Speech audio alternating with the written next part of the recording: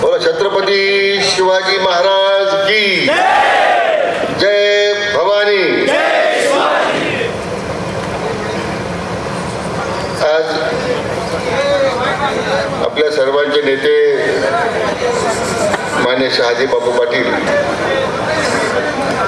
यांच्या अथक प्रयत्नानं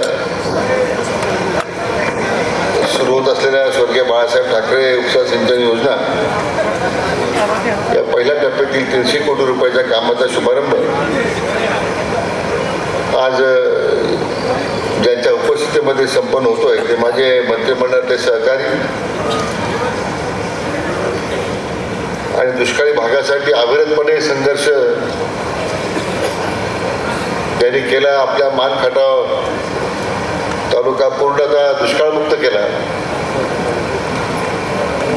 आणि आपल्या जिल्ह्याचे पालकमंत्री म्हणून हा जिल्हा सुद्धा दुष्काळमुक्त करण्याचा त्यांनी संकल्प केलेला आहे। ते माझे मित्र जयकुमारजी गोरे या उपसा सिंचन योजनेकरता ज्यांचं महत्वाचं योगदान राहिलं, आता त्यांनी फेटा बांधला नाही, शाल घेतली नाही, हार घेतला नाही। त्यांना विचारलं निंबाळकर साहेबांना, ते मला म्हटले या भागात पाणी आल्याशिवाय मी फेटा बांधला नाही असं मी त्या ठिकाणी संकल्प केलेला आहे। असे अतिशय समर्पित भावनेनं काम करणारे आमचे माजी खासदार माननीय रणजितसिंह निंबाळकर साहेब, माजी आमदार मान्य दीपक आबा, भारतीय जनता पक्षाचे जिल्ह्याचे अध्यक्ष मान्य चैतन्य केदार सावंत, आमचे मुख्य अभियंता मान्य धुमाळ साहेब, जलसंपदा खाते सर्व अधिकारी, शिवसेनेचे तालुका प्रमुख दादासाहेब लवटे, बरीच मोठी यादी आहे। पुढे मला सांगलीचा कार्यक्रम असल्यामुळे मी सर्वांचं नामोल्लेख करू शकणार नाही, ते सर्वजण मला क्षमा करतील। आणि ज्यांच्या निमंत्रणावर आपण सर्वजण जमलेलो आहोत, या सुरुवातीला मी त्याचा उल्लेख केला, ते माझे परम मित्र, गेले 30-35 वर्ष बापूंनी बरोबर आहे असे आपले शहाजी बापू पाटील आणि उपस्थित सर्व बंधू भगिनी आणि मित्र हो। आपल्या सांगोला तालुक्यातील 12 गावातील शेतकऱ्यांना एक नवा आशेचं निर्माण करणाऱ्या या उपसा सिंचन योजनेचा शुभारंभ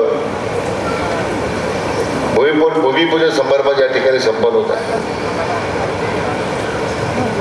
या निमित्तानं मला प्रथमतःच आपल्या राज्याचे लोकप्रिय मुख्यमंत्री माननीय देवेंद्रजी फडणवीस साहेबांचं खऱ्या अर्थानं अभिनंदन केलं पाहिजे, धन्यवाद दिले पाहिजे की केवळ महाराष्ट्र दुष्काळ मुक्त करण्याचा संकल्प त्यांनी जो केला आहे त्याचा परिणाम या उपसा सिंचन योजना त्यांनी पाणी मंजूर करून दिलं म्हणून आजचा कार्यक्रम या ठिकाणी संपन्न होत आहे।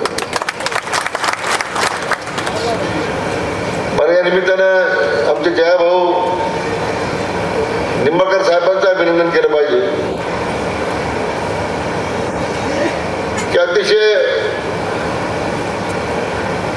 मी म्हणून वेड्यासारखं एक विशिष्ट ध्येयानं प्रेरित होऊन आमचा राज्यातला शेतकरी या दुष्काळातून आता मुक्त झाला पाहिजे या उद्देश भावनेने त्यांनी काम सुरू केलं। मला आठवतं मी 2014-15 दरम्यान, त्याच्या अगोदर 9 साली मला वाटतं जयाभाऊ निवडून आले, त्याच्या मी गावाला गेलो होतो आणि मी पाहिलं की त्या मानदेशामध्ये दहीवडीला असे छोटे दाणे होते, छोटे, त्याच्यात पाणीच नव्हतं। मी जयाभाऊने विचारलं की हे कुसळाच्या शेतीमध्ये ऊस कधी पिकणार आहे, कारण ज्या एका जिल्ह्यामध्ये महाबळेश्वरला 7000 मिलीमीटर पाऊस पडतो त्या जिल्ह्यामध्ये दहीवडीमध्ये 200 मिलीमीटर पाऊस पडतो। असं काही तंत्रज्ञान आपल्याला विकसित करता येईल का तो पाऊस खाली आणता येईल आपल्याला? परंतु परिस्थितीच्या विरुद्ध उभं राहिले आणि प्रचंड संघर्ष ज्या भावनी केला मी पाहिलेला आहे। आज ज्या तालुक्यात प्यायला पाणी नव्हतं, ज्या तालुक्यातले शेतकरी, त्या तालुक्यातला तरुण रोजगारासाठी बाहेर जायचा, आज त्यांच्या तालुक्यामध्ये आणि परिसरामध्ये आज 4 कारखाने झाले, साखर हे ते परिवर्तन आहे. विलक्षण धडपड. मी मंत्रिमंडळात असताना मला वाटत नाही की जयभाऊने एका दुसरं काम सांगितलं असेल. आणि म्हणून आज तुमच्या या सांगोला तालुक्यामध्ये तोच ध्येयानं वेडा झालेला एक माणूस ज्यांनी आपल्याला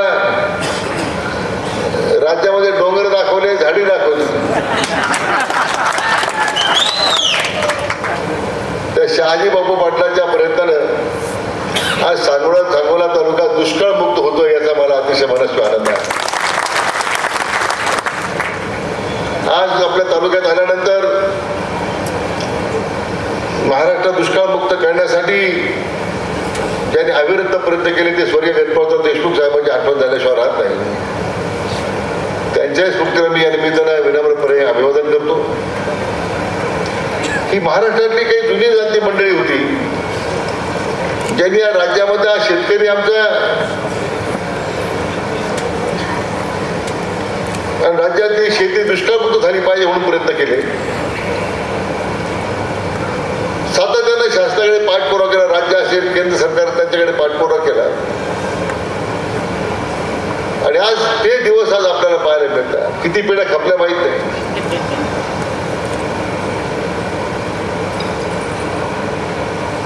आपल्या राज्यातले एक जानते राजे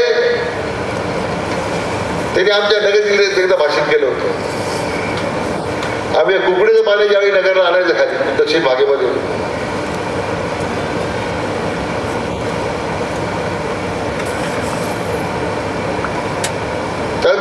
त्यांचं असं म्हणणं होतं की दुष्काळी भागाला पाणी देणं हे अजिबात व्यावहारिक नाही आहे. हे पाणी देणं परवडणारं नाही आहे.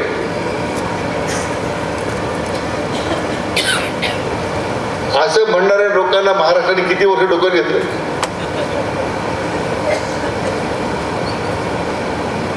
का सोलापूर जिल्हा इतक्या वर्ष दुष्काळाच्या छायेखाली राहिला? पण उजने धरण तुमच्या पायथ्याशी आलं तरी तुमच्या तालुक्याला पाणी नाही. शेवटी या नीरेचं पाणी जे उपलब्ध होतं ते तुमच्या रणजितसिंह निंबाळकरांनी भांडून ते मिळवलं. त्याच्यामुळे बापू तुमच्या या सांगोला तालुक्याला पाणी उपलब्ध करण्याचं काम झालं. पुढे त्यांना दुष्काळाच्या भागाला पाणी देणंच व्यावहारिक नसल्याला वाटत होतं. त्यांनी राज्याचं किती वर्ष नेतृत्व केलं हे मी सांगण्याची गरज नाही.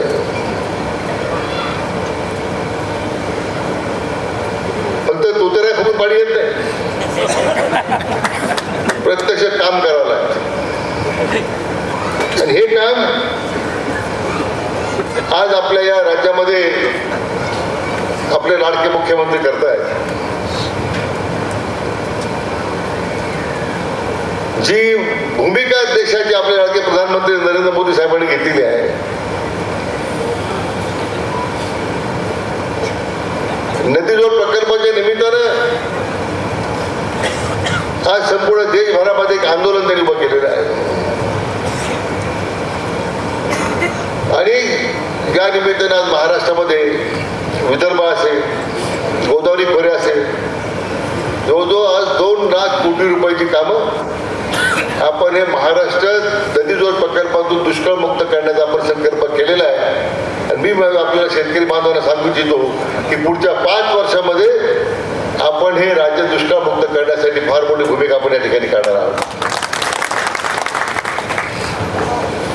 आपल्या सांगोला तालुक्यामध्ये या योजनेला फार वर्षापूर्वी मंजुरी मिळाली होती.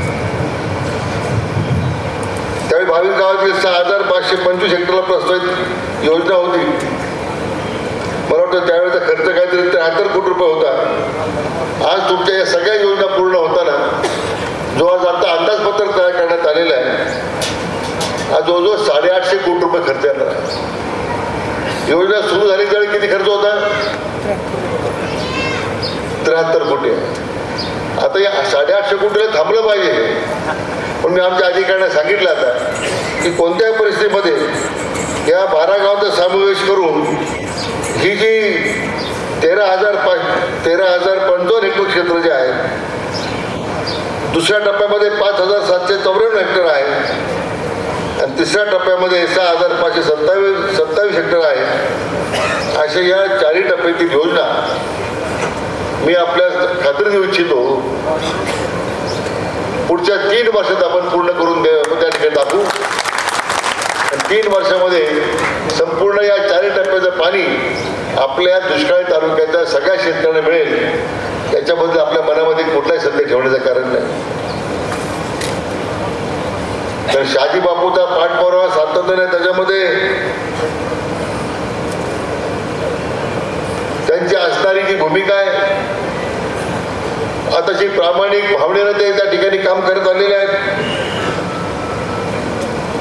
मग आता आमचे अधिकारी सांगत होते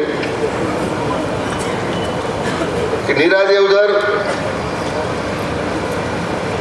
निराट उजवा कालवा, टेंबू, म्हैसाळ, सांगोला शाखेमुळे आणि सांगोला उपसिंचन योजनेखाली सांगोला तालुका हा 100% बागायत होईल अशा प्रकारचं काम आपण सुरू केलंय.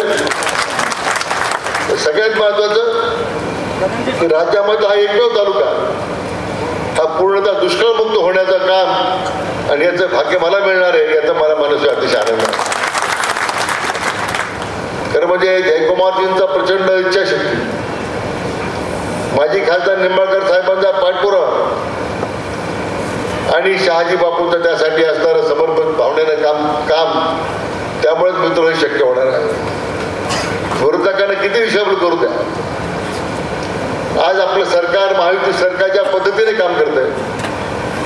मला आता पत्रकार विचारत होते की सकाळी जो कोंबडा आवरल्यासारखं माणूस बोलत होतो टीव्हीवर, त्यांनी काहीतरी भाष्य केलं की त्या बीडच्या प्रकरणामध्ये त्या खुनामागे आमच्या पक्ष जात आहे. तर मी सांगितलं बघा की राज्यामध्ये जी मनोरुग्णांची संख्या वाढत चाललेली आहे, वेड्याची इस्पितळ बांधावं लागतं अशी स्थिती आहे. इतके बेजबाबदार विधानं लोक जर करायला लागले आपलं राजकीय प्रसिद्धी करतात तर हे अतिशय दुर्दैव आहे. राज्यामध्ये किती मोठी कामं किती कामं करायची आहेत, झपाट्यानं कामाचा झपाटा मान्य मुख्यमंत्री महोदयांनी लावलेला आहे. आणि म्हणून मी म्हटलं बापूर माझं एवढंच सांगणं आहे, विरोधकांना काय टिकायचे करू द्या. बापू आम्ही आमचं काम करत राहू, विरोधकांचा समाचार तुम्ही घ्यायचं काम करा. आम्ही 100% तुमच्या बरोबर आहोत, तुमच्या मागे आहोत. आणि मला खात्री आहे की या सांगोला तालुका दुष्काळमुक्त काढण्याकरता आजची जी स्वर्गीय बाळासाहेब ठाकरे उपसा सिंचन योजना जी आज कार्यान्वित होते, भूमिपूजन होत आहे, त्याला पुढे पैसे कमी पडणार नाही. आज 850 कोटी रुपये खर्च येणार आहे, 100% पैसे उपलब्ध होतील. आणखीन काही पैसे लागले ते आपण आणखीन देऊ. परंतु या राज्यातील शेतकऱ्यांच्या जीवनामध्ये आपला नवा आशय निर्माण करायचा आहे, दुष्काळमुक्त महाराष्ट्र करायचा आहे. त्यासाठी आमचं महायुती सरकार कटिबद्ध आहे अशा प्रकारची खात्री मी आपल्या सर्वांना देतो. मनापासून सगळ्यांना धन्यवाद देतो. थांबतो. जय हिंद, जय महाराष्ट्र.